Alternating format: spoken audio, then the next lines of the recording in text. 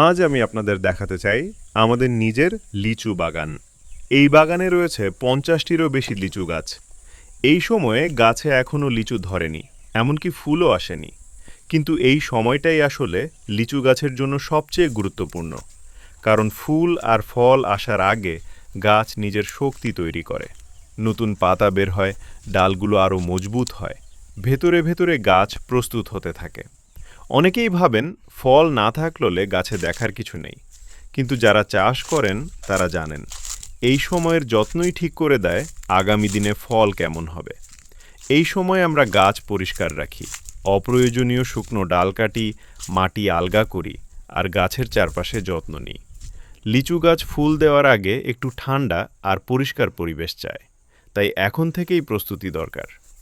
আজ গাছে ফুল নেই, লিচু নেই, কিন্তু আশা আছে। এই গাছগুলোই কিছুদিন পরে ফুলে ভরে উঠবে, আর তারপরেই আসবে লিচু। এই ভিডিওটা বানানোর উদ্দেশ্য একটাই, মানুষকে দেখানো যে ফল ধরার আগের সময়টাও কতটা গুরুত্বপূর্ণ।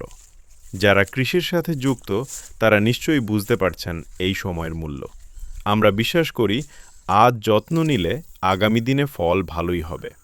আপনাদের কাছে অনুরোধ, এই যাত্রাটার সাথে থাকুন। ফুল আসা থেকে শুরু করে লিচু ধরা পর্যন্ত সবকিছু আমরা আপনাদের দেখাবো। ভিডিওটা ভালো লাগলে লাইক দিন, কমেন্ট করে জানান আপনাদের এলাকায় লিচু গাছে ফুল এসেছে কিনা। সবাই ভালো থাকবেন। ধন্যবাদ।